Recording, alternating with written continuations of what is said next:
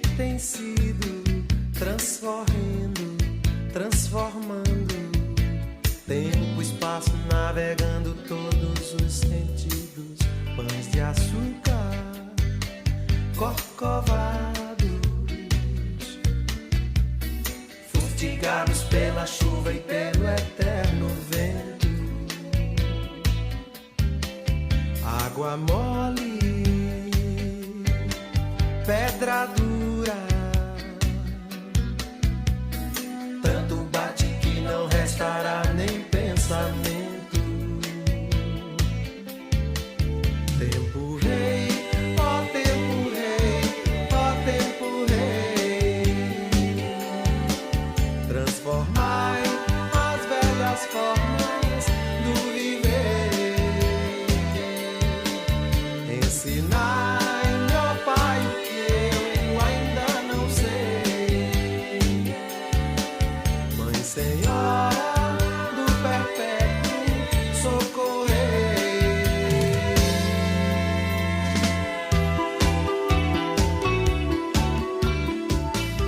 Bom dia, boa tarde, boa noite, boa qualquer hora. Faltou boa madrugada, mas ele ainda vai lembrar. Aqui quem vos fala é Rubem Gonzalez. Essa daqui é a nossa conversa ao pé do rádio. Esse daqui é o nosso canal. Esse daqui é o nosso portal. Esse daqui é a nossa web. Isso aqui é tudo. E esse que chamou aí foi Modestinho. Dando a primeira chamada. Ele mesmo. Fala aí que é você mesmo. Sou eu. Então, foi ele, ó, com voz já de... tá começando a ficar com uma voz. É o quê? Não, fica quieto. E aí, gente, para começar a brincadeira, Gilberto Gil, 1984, Tempo Rei, tá? É isso aí, gente. Vamos nos filiando no canal aí, pagando dízimo, levando dinheiro aí, botando um negocinho aí na conta. Vambora, que o negócio tá duro. Vambora, meu, apoie-se. Esse bife que eu tenho amarrado na perna aqui, é que eu tô com um cancro na perna. E vocês, botando dinheirinho aí, vocês vão me ajudar, tá bom? Brincadeirinha, pegadinha. É isso aí, gente. Vamos em frente, que hoje tem aniversário importante pra gente abordar. Hoje tem parabéns pra você. E vamos botar aqui na frente. Gente, hoje só tem geopolítica. Tanto falaram em geopolítica que hoje só tem geopolítica. Claro que vai cair na segunda parte uma análise crítica que vai cair para todo mundo, né? Mas vamos escutar aqui o que você não escuta por aí. Hoje é dia de aniversário. Em 1949, Mao Tse-tung criava a República Popular da China. O comunismo na China. Cria o comunismo, depois de 100 anos, aproximadamente, de exploração e destruição, prostituição da China, roubo, qualquer coisa que você conheça por aí. Eu não sei em qual parte nós estamos desses 100 anos. Eu espero que a gente esteja próximo do fim, mas pelo quadro que eu vejo em volta, pelo tipo de político que nós temos, eu não tenho muita esperança, não. A China nasce em 1949, com a maior população do mundo já, e um país no século XIX, pobre, miserável, mas cheio de vontade.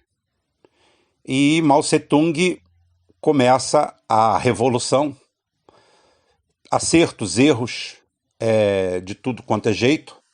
Imagina, né, um país um pouco maior do que o Brasil, com terras aráveis menores que a do Brasil, com uma população 5 vezes, 6 vezes maior do que a do Brasil, 7 vezes, sei lá, eu não me recordo aqui agora, mas pelo menos umas 7 vezes maior que a do Brasil. Você imagina os problemas. Como você manter uma população dessa, como você estruturar. E isso tudo vai se arrastando até a década de 70, até que Deng Xiaoping, em 78, assume o poder e dá a grande virada. A grande virada é que ele cria o comunismo pragmático. O que é o comunismo pragmático? O comunismo pragmático é baseado numa própria frase dele. Falava que não importava qual era a cor do gato, contanto que ele pegasse o rato. E ele atraiu empresas e ele sabia que tinha um povo miserável na mão, um povo que precisava urgentemente de proteína, principalmente o final da década de 50, começo da década de 60, os anos foram desastrosos para a China. As implementações comunistas de base não deram certo. O sistema foi bruto. Milhões de pessoas morreram de fome e das consequências da fome. Não foi um período bonito, não.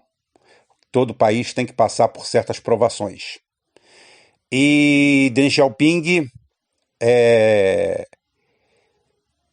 cria esse pragmatismo de mercado, faz a liberalização da economia. Isso dá certo, vai dando certo, a ponto que as autoridades ocidentais, vulgo Estados Unidos, Inglaterra, mercado sionista, Europa, abrem o olho e tentam fazer lá o que fizeram aqui em 1989, o chamado massacre da Praça Imperial. O que aconteceu? As think tanks americanas bancaram e tentaram fazer o que fazem e que fizeram pelo mundo afora com grande sucesso: a desestabilização política de um país através de um efeito dominó, de um efeito cascata em cima atraindo quem? Atraíram estudantes, intelectuais, ou seja, a New Left em peso, os identitários do país. Não olhando para o lado do povo, não olhando para as conquistas sociais e os grandes problemas que aconteciam na China.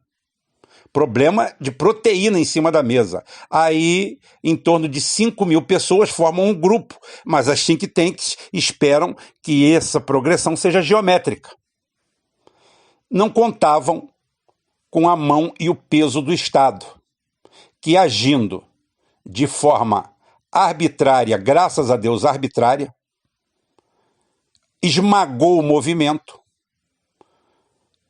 matou gente, fez o que tinha que ser feito. É cruel, é triste falar no abate de seres humanos? É.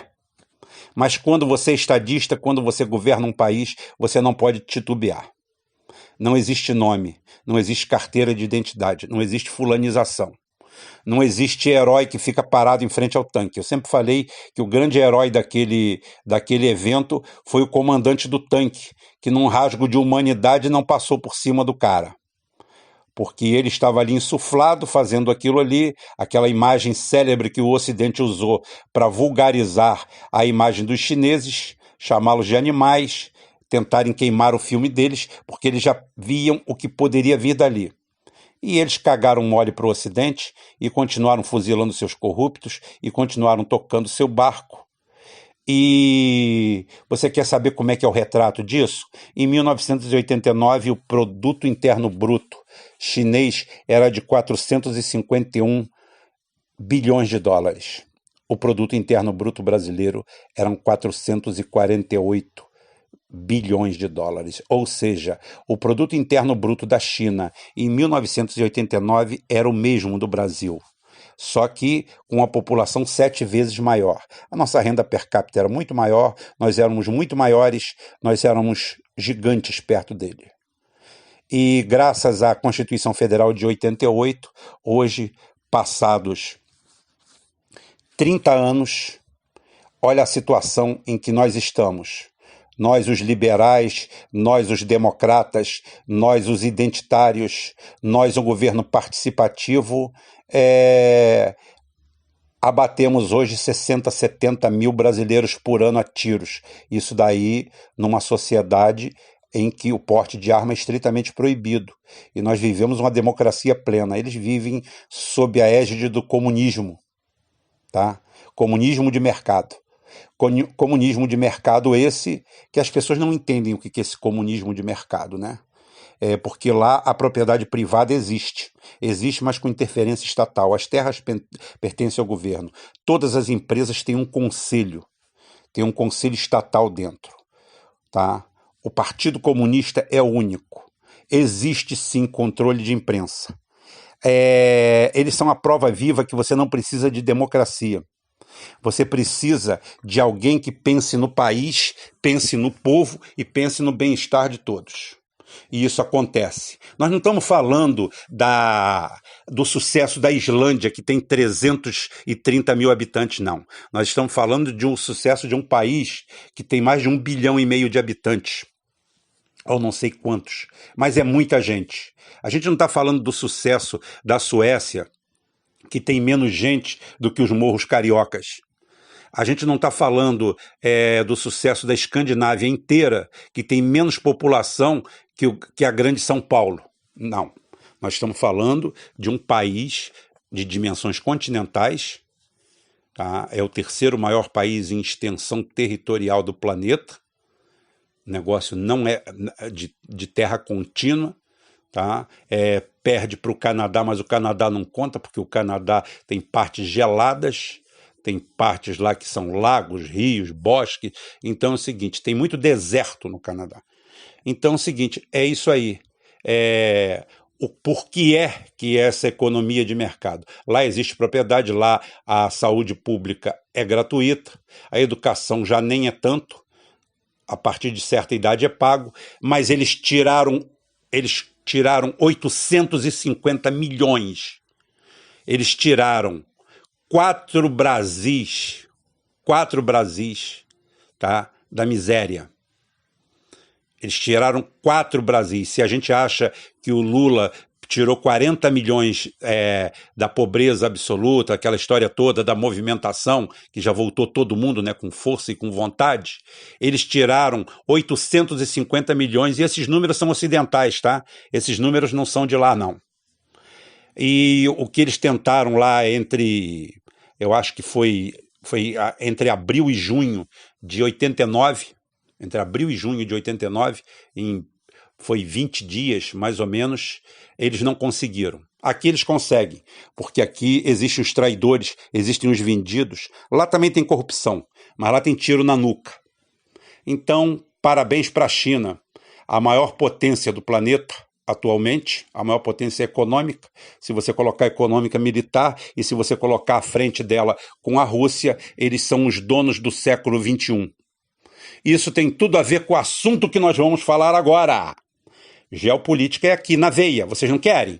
Então aguenta, aguenta, tá?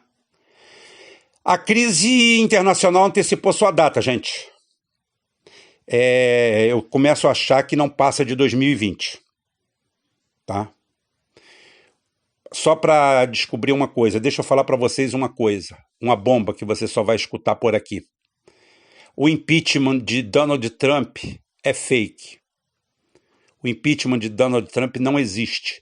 É um factoide feito e criado para esconder que eles estão emitindo dinheiro às toneladas. Os Estados Unidos hoje têm 4% de desempregados. A economia americana interna ilusoriamente vai bem. Ilusoriamente vai bem por quê? Porque eles ligaram a viola. Para quem não sabe, viola é o nome que antigamente se dava à impressora de dinheiro. Os falsificadores de dinheiro vendiam um negócio chamado viola. Era o golpe do Paco. Então os Estados Unidos estão dando o golpe do Paco no mundo. Só no último mês emitiram 63 bilhões de dólares, porque tem quase 2 anos que os Estados Unidos não conseguem fechar suas contas. São 300% do PIB oficialmente. Ninguém aguenta isso. Ninguém aguenta isso. Isso daí é um número absurdo. E a quebradeira mundial começa. Atenção, a quebradeira começa. A Thomas Cook, a maior empresa de turismo com 173 anos, botou 22 mil pessoas na rua, tem 600 mil lesados no planeta e 500 hotéis no mundo fecharam. Isso é a crise, gente. Isso é o vento da crise. Tá? É o vento pesado da crise. Grandes empresas estão começando a fazer corte. Tá? Electrolux, tá? Santander, uma porrada de empresas no mundo estão começando a fazer. A América, para os americanos, para eles lá de cima, ou para a casta lá de cima, né? Começa a apresentar seus resultados. Começa a apresentar seus resultados funestos, né? Negativos. Então é o seguinte, qual é o meu conselho para vocês? Gente, não bote 1 centavo em bolsa de valores, vocês vão perder tudo. Não vão atrás desses investidores, desses Eduardo Moreira da Silva, essa gente de conversa mansa, te chamando para um mercado ilusório de financeiro. Nós não temos indústria para bancar aquilo. Aquilo tudo é ilusório. Aquilo tudo não existe. Eu não estou criando sinistrose nenhuma, não. Isso é a realidade. A bolha internacional vai explodir. A nossa está pior ainda. Nós não temos nem indústria para se escorar em cima. Nós não temos nada. O Brasil está se desindustrializando. Como é que a Bovespa pode crescer, a não ser que seja com a bolha especulativa? Se todos os gráficos industriais jogam para baixo. Então, bicho, não vai na ideia do Bolsonaro, dos bolsonaristas, do Constantino, do Bostantino, desse negócio. O capitalismo que o Bolsonaro defendeu outro dia, ele só funciona nesse século 20, 21, através de Bretton Woods e através da conta petróleo, tá? Do petrodólar, bancado por guerras e por expoliações. Ou vocês acham que o Saddam Hussein, tá, e o Gaddafi foram assassinados e retirados do poder por quê? Porque tentaram criar moedas próprias, tentaram sair do dólar. Ninguém foi lá defender o povo, isso é a conversa fiada. Isso daí é o papinho da Globo, só que em proporção global. Só que isso acabou, em 2013 isso acabou. Porque o Putin e a Rússia... Eu não estou puxando o saco do Putin, não, estou fazendo uma análise fria. É porque as pessoas não estão acostumadas. Esse seu amigo americanófilo aí, avisa para eles que, por exemplo, o último rasgo de tecnologia, que custou $1 trilhão aos Estados Unidos, o F-35, que em aviônica é um avião inferior a um MiG-21 e inferior até os nossos F-5. Se você botar eles pau a pau para brigar um F-5 com um F-35, o F-5 ganha. É melhor avião do que ele. É mais manobrável, tá? Tem uma velocidade final igual ou superior. É muito mais maleável, é muito mais leve, não tenha dúvida. O que ele tem de vantagem é porque ele é invisível. Ele é invisível mesmo? Então, por que a Alemanha disse ontem que os radares passivos dela, provavelmente os radares métricos, pegaram os F-35, indo, acho que se não me engano, para Le Bourget, para a feira, por 150 quilômetros. E me diz uma coisa, eu quero uma explicaçãozinha só. Se os Estados Unidos está tão bem militarmente, avisa para os seus amigos aí que são americanófilos, por que é que eles pegaram a base do Oriente Médio, a principal base do Oriente Médio, onde eles têm mais de 300 aviões, no Catar, e transferiram ela para a Carolina do Sul? Medo de quê? Medo de quê? Medo do Iêmen ou medo do Irã que está ali do lado? Eu ia dar uma explanada toda sobre o míssil Scud, porque todo mundo fala o Scud, mas eu vou falar no Scud outro dia. Então, o que acontece? Os Estados Unidos pegou a principal base lá, com cagaço, depois do que aconteceu com a Aramco. Ou seja, o sistema Aegis dele e o sistema Patriot é uma fraude. É uma fraude antiaérea que eles têm, que eles inventaram e empurraram no rabo dos árabes e em aliados do mundo inteiro, a ponto de que simplesmente o Erdogan mandou eles a merda e falou que não queria aquela bosta lá, e comprou as S-400. Você veja que a Rússia pegou as duas bases dela, colocou na Síria, colocou sistemas móveis, de S-300 e S-400 que eles têm lá, e estão garantidos. Botaram os Pantsir lá deles e tranquilo. Eles já derrubaram quase 100 drones, quase sempre as Pantsir, pequena, com canhão. Tem uma amostra, se vocês procurarem na internet, existe uma amostra russa, um oficial mostrando a quantidade de drones que eles já pegaram lá, tentando atacar a base. Já chega a quase 100. E lá a Aramco foi atacada e eles simplesmente se sentiram desprotegidos pelo sistema bilionário que custou bilhões e bilhões de dólares à Arábia Saudita e não conseguiu proteger nada. Eles meteram o pé de lá. Então, até 2013, eles conseguiam equilibrar invadindo países e fazendo guerras. Hoje, eles têm que fazer bravata. Tem que tentar invadir a Colômbia, falar um monte de... a Venezuela, mas como? Não pode encarar porque a Rússia botou o peito em cima ali. A China também. Porque como eu falei, enquanto o Bolsonaro ia lá lamber o saco do Trump para ver se ganhava um tapinha nas costas e um autógrafo na bunda, o Maduro estava lá há 2 dias comendo caviar e bebendo vodka de primeiríssima lá no Kremlin. Esses países que estão passando por sérios problemas perseguidos pelos Estados Unidos vão ser os primeiros a se dar bem nessa grande crise, porque os Estados Unidos já fuderam eles em todo o planeta e eles estão conseguindo sobreviver.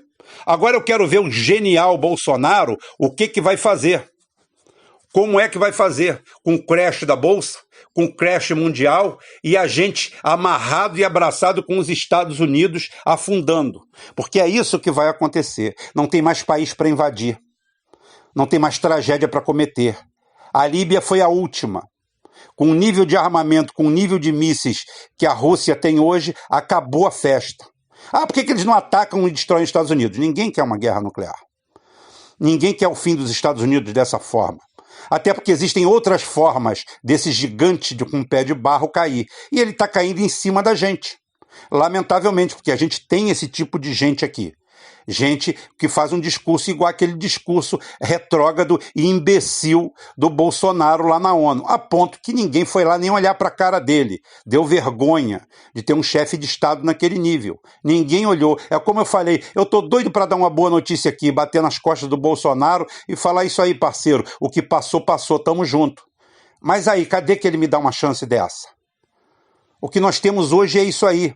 É uma crise. Gente, investe em latinha, compra latinha de alumínio, prensa e bota no fundo do quintal. Mas não, pega os seus 500 conto e compra de latinha. Bota uma placa na sua porta. Compra latinha de alumínio. Vê quanto que o mercado paga, tenta pagar um pouquinho menos para se dar bem e pega a latinha dos outros, mas cuidado, esvazia primeiro, que o brasileiro é pilantra. Eles enchem de água para vender e de areia. Tá? Então é o seguinte, cuidado. Não confia em brasileiro não, brasileiro é foda. Compra ferro velho, compra metal. Agora, Bitcoin, pirâmide, isso tudo é pirâmide. Isso tudo é pirâmide, isso tudo vai desmoronar. Dinheiro é aquilo que é palpável na sua mão. Metal é dinheiro, terra é dinheiro, produção é dinheiro. Se você tem um lote, se você tem um terreninho de 2.000 metros quadrados, planta ele. Faz uma plantação, diz que é hobby. Pega na internet, tem tutoriais maravilhosos ensinando tudo a plantar morango, hidropônico, isso. Diz que é hobby, porque quando a merda vir, você tem alguma coisa. Planta mandioca, não é para nego plantar mandioca em você não, cuidado, tá? Não vá se aproveitar não. Tem gente lá no grupo que vai querer se aproveitar disso. É para você plantar mandioca, planta guando, feijão, planta qualquer coisa dentro da sua região. Se você tem um lotezinho, planta ele de ponta a ponta. Eu já vou plantar o meu, tá? Porque é o seguinte, o negócio está feio e nós estamos amarrados do lado errado. Porque do outro lado, como eu falei, há 70 anos atrás, o cara deu berro, o negócio veio rolando, e em 89 teve o divisor de águas. 89 o Brasil e a China eram mais ou menos economicamente o mesmo país. Hoje olha quem é a China e olha quem nós somos. Eles têm uma dúzia de montadoras de carro própria, não importa se eles fizeram engenharia reversa, se eles roubaram, se eles compraram um Autorama, se eles fizeram merda, se eles fizeram um produto chinês. Hoje, qual é o nosso produto? É quem? É Cirominion, Bolsominion e Lulaminion? É o único produto que a gente tem. É identitário e neoliberal. É o produto que nós temos. E é o que nós vamos ter durante algum tempo. Tempos fáceis, homens fracos. Tempos difíceis, homens fortes. Só que nós estamos exatamente no meio da transição. A gente está com uns tempos já difíceis, mas infelizmente cheio de homens fracos. Fazer o quê? É o que temos para hoje. Mas amanhã a gente volta, se Deus quiser. Amanhã eu conto a história do Scud, para você não ficar no ar ou para ele não cair na sua cabeça. Até amanhã.